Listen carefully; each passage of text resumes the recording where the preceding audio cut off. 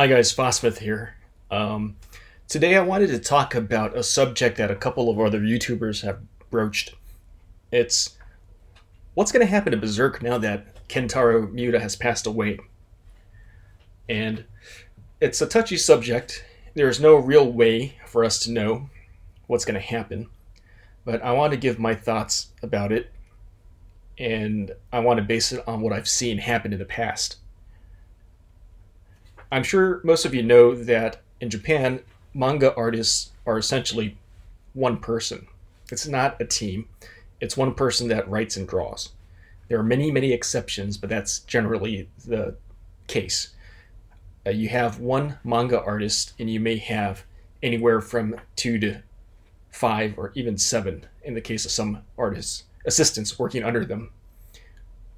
Now, every manga artist that I've seen that's passed away during the middle of a serialization where the story has not ended, except for one, the story never completed. It was never completed by anybody else.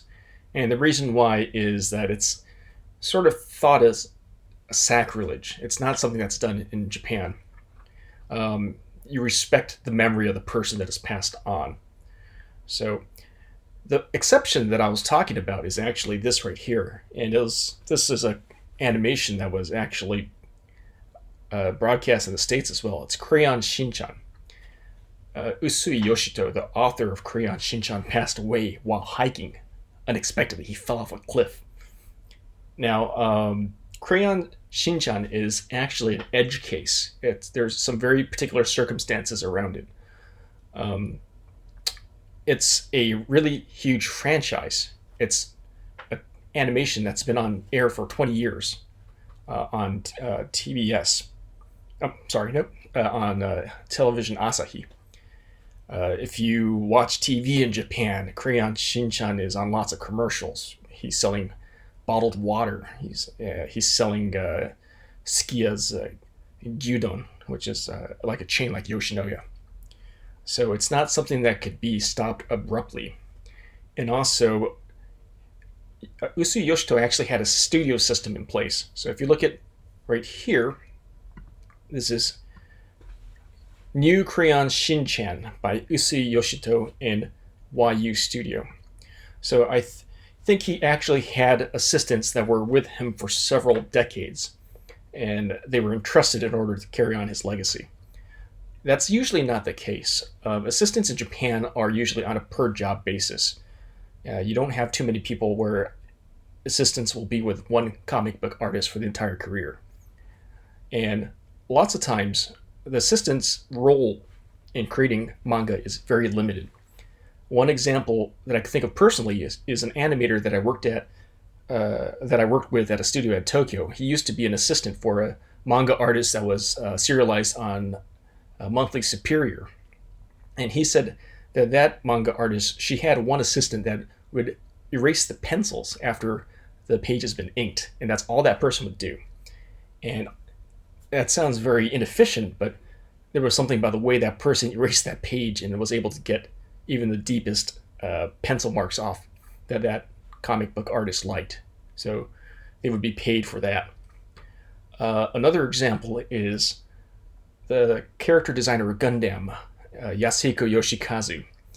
He's a man in his 70s, but he writes all the pages himself. He draws, he pencils, he inks, he tones. And he has one assistant who is his son.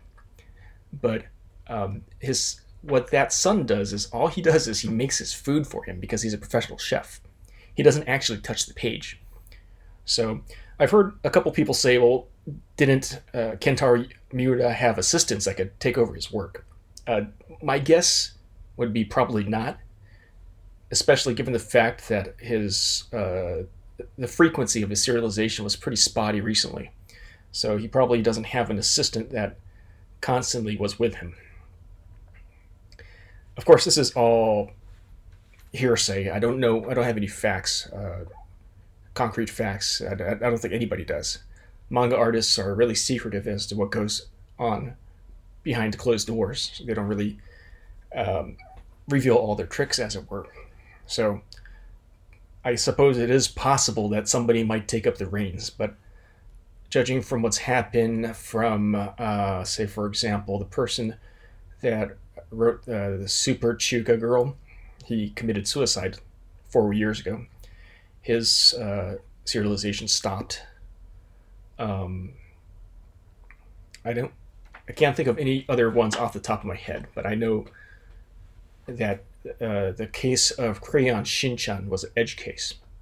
So I unfortunately, whether it's fortunate or unfortunate, I guess is in the eye of the beholder. Zach from Comics Matter, another YouTube channel that focuses mostly on American comics, mentioned that it's not a sad thing that somebody passes away. That's their life. The point up to which they lived is their legacy, and we shouldn't really mill on what was or what could have happened. We should just respect their legacy, the mastery of the craft that they showed us. And if we want to see the ending, I suppose we could internalize it in our own selves and write a story that has a large as an impact as something like Berserk did. So, too long didn't read is I don't believe Berserk will ever begin serialization again. I don't think the story will be picked up by anybody else.